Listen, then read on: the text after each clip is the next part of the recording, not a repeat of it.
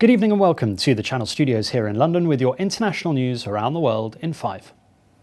The main opposition candidate in Belarus's election has rejected the official results that gave President Alexander Lukashenko a landslide victory, describing it as massively rigged.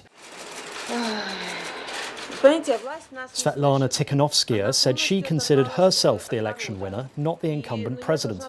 The country's election commission reported that Lukashenko won 80.23% of the vote, while Tikhanovskaya took just 9.9%, despite a popular wave of support for her.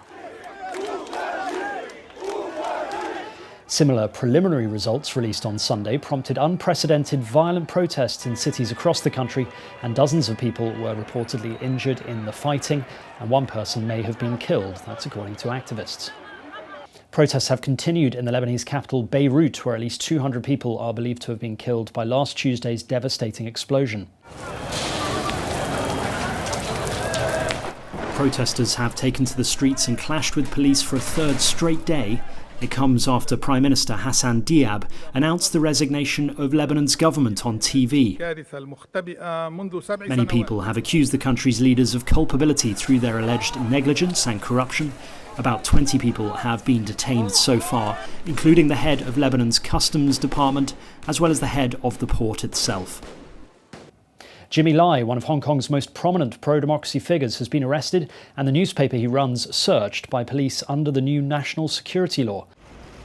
The 71-year-old media tycoon and outspoken founder of the pro-democracy movement was arrested alongside 6 others, including his son, on suspicion of collusion with foreign forces and conspiracy to commit fraud.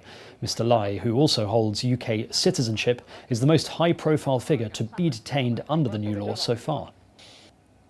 Turkey has sent a ship to conduct a seismic survey in a disputed area of eastern Mediterranean, a move that has put Greece on high alert. The Greek Prime Minister Kyriakos Mitsotakis called a meeting with military chiefs on Monday after Turkey issued an international maritime alert known as a NAVTEX. The Oryx Rees's mission challenges a Greek-Egyptian gas exploration deal. There are also tensions around Cyprus over rival exploration rights. There is a vast global gap between funds needed to fight the coronavirus pandemic and the funds that have been committed. That's according to the World Health Organization's director. He said the organization has only collected 10% of the funds needed to fight the pandemic. Almost 20 million people have been reported to have been infected by COVID-19, and almost 750,000 have died globally so far.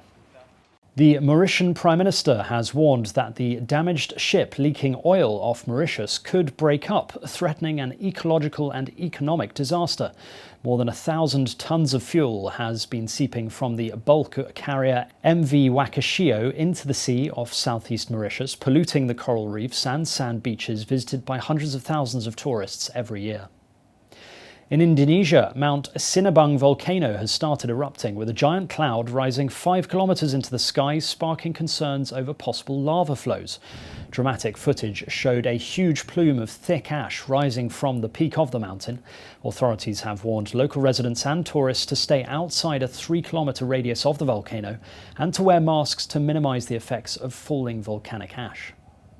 Clashes have broken out in Bolivia as local groups sought to break road blockades set up by leftist groups protesting a delay in presidential elections. The vote is a rerun of a fraught election last year that sparked violent protests, leading to the downfall of the long-term leftist leader Evo Morales. Mr. Morales, currently exiled in Argentina, has called for the election to be held on September the 6th, as previously planned, but the Electoral Tribunal postponed the date due to coronavirus concerns. Houses in Yemen's UNESCO-listed city of Sana'a have collapsed under heavy rains after months of floods and heavy storms.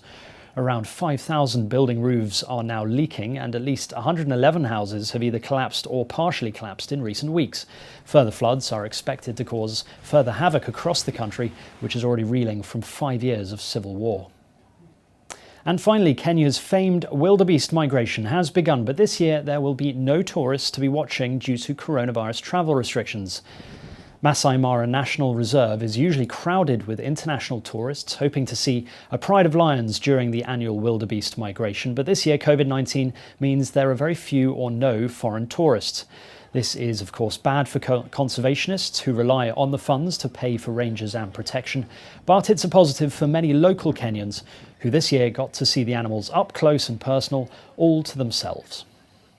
And that's your international news around the world in 5. Now back to the channel's studios in Lagos.